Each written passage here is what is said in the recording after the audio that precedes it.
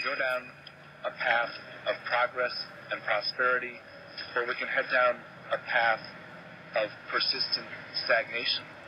And the reality is that in this state, one-party rule has not brought us prosperity. As was reported in the Yukon study yesterday, our economy continues to shrink while the rest of the nation begins to recover. And we continue to shrink because one-party rule has taken this state to a place where there's not confidence in our future. And I think that the two paths that the people of Connecticut will have to choose between are a path of more of the same or a path of something different. And I think that the something different that Governor Romney offers is going to appeal to voters in Connecticut. I think people are going to be very surprised how well the governor does, because as time goes on, reality is settling in a way that's causing people to look for alternatives. The Democrats are likely to tie you to Romney and the Republican platform and all the issues and stands that are in it. Are you going to be okay with that? Well, here's the reality. My record as a Connecticut Republican is one of tolerance on social issues. I'm a moderate Republican. I've never run from my political stripe. I've always been willing to buck my party when they're wrong and to be with them when they're right. And I think the reality is that on the economic issues which are central to this campaign, the Republican Party has much more innovative ideas for how to get this country on the right path. And the Democratic path is one that we've been on for 4 years. And 4 years later, I think everyone wished that the president would succeed when he took the oath of office 4 years ago. And sadly, the numbers speak for themselves. He hasn't succeeded. And quite frankly, when the new year comes, if we have $600 billion in tax increases, the Congressional Budget Office themselves said last week that that is going to run the risk of bringing us back into recession and driving unemployment back up above 9%.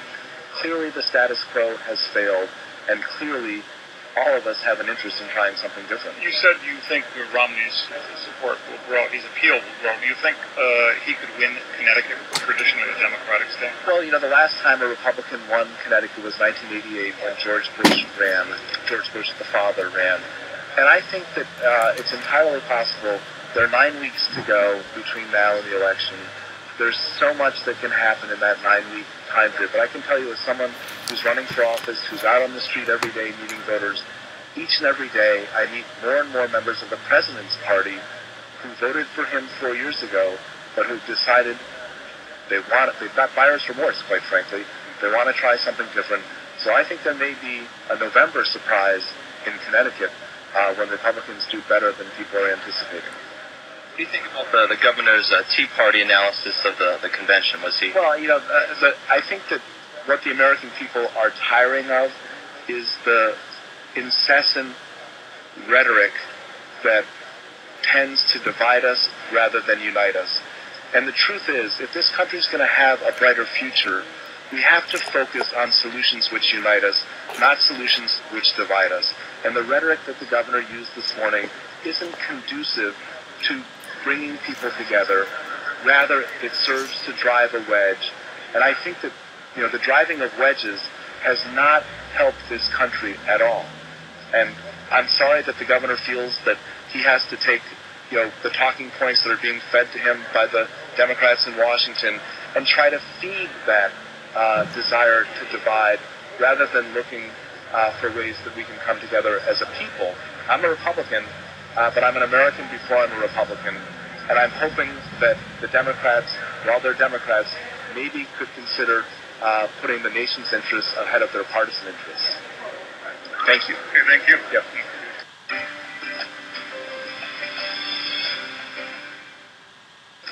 Republicans will do much better in November than people are now anticipating. And certainly, I wouldn't be running for this office if I didn't feel that I had a message that would resonate with voters in the 5th District and people throughout Connecticut. So I think that because the economy is so central to the discussion we're having as a nation, and because I think our plan is a much better plan than that which is being offered by the other side, I think that the independent voters in Connecticut, as you know, independent voters rule the day.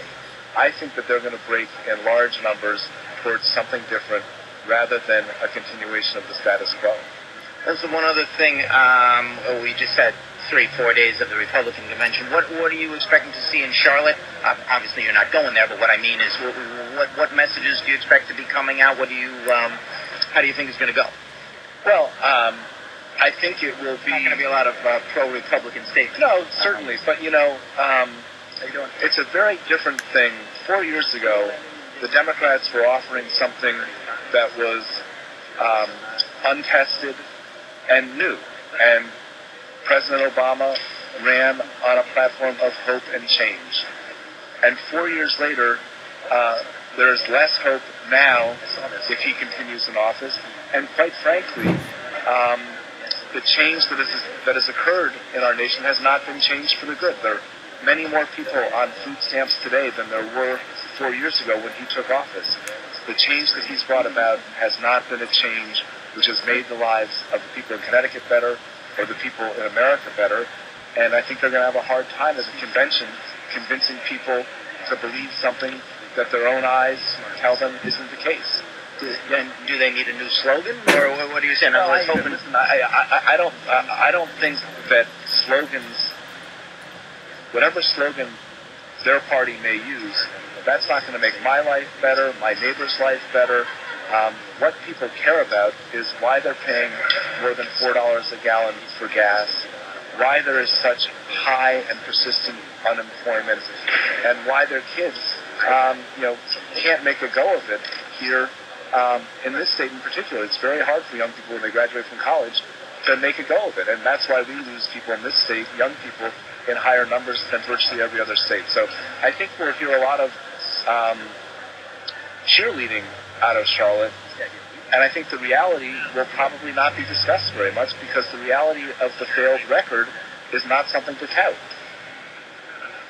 Okay, thank you.